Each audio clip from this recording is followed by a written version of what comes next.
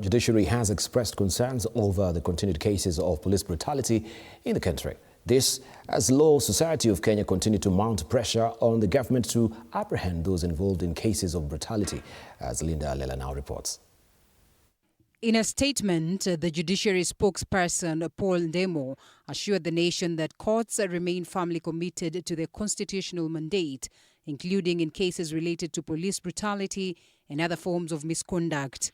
The Judiciary expressing its concern over rising incidents of unjustified police brutality and the growing trend of peaceful protests being infiltrated by goons who disrupt peaceful assemblies and endanger the lives of protesters.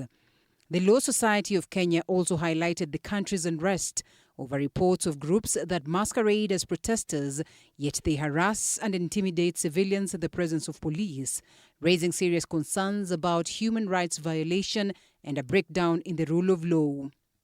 Showing an attack by the criminal gang on an advocate of the High Court of Kenya who was on his way to meet with a client, Mr. Ken Ochieng, who confirmed that he witnessed the crowd of goons who descended on him being dropped off along Koinange Street by a police Land Cruiser escorted by several bodabodas carrying multiple armed pillion passengers. The LSK boasts reporting a targeted attack on a High Court advocate Ken Ochieng, who was en route to see his client, and confirmed encountering attackers who were reportedly dispatched from a police Land Cruiser and escorted by motorcycles and armed with blunt weapons. Judicial officer issuing orders, but yet they fail to go through in implementation of those orders by holding those who fail to uphold the rule of law in contempt. And they continue to have run-around games and hiding from responsibility. We'll continue to see the violence perpetrated against innocent Kenyans.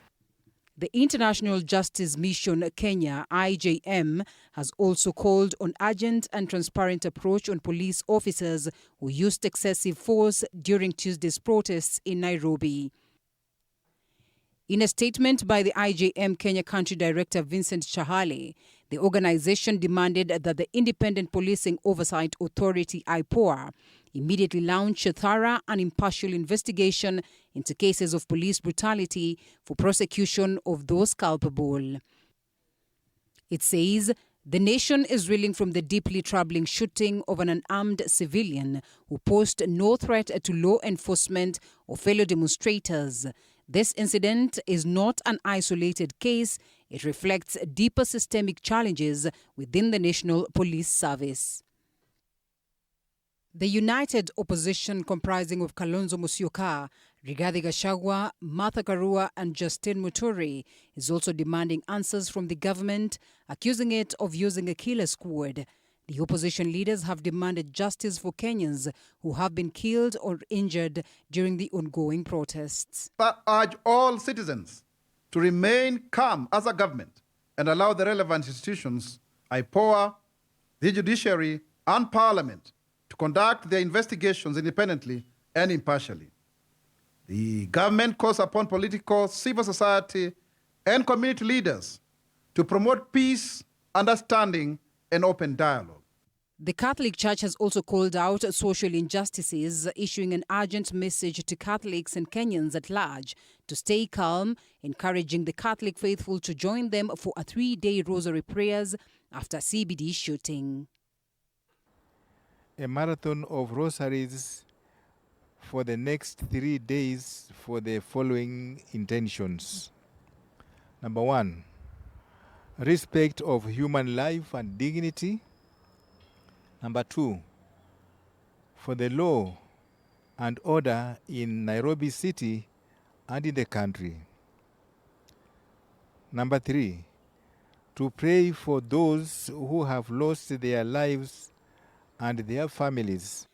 The clergy, alongside activists, condemned the point-blank shooting of Boniface Karaoke, a mask vendor, by police, the death of Albert Ojwang, as well as the looting of shops by goons during the protests. Because of this act, that our children are being killed every day. It is not fair for the MPs to purport to be crying with us, while at the same time, it is the very same MPs who passed this draconian law. It has to be repealed. For now, pressure is mounting on the government to apprehend those involved in the cases of brutality. For TV47, I am Linda.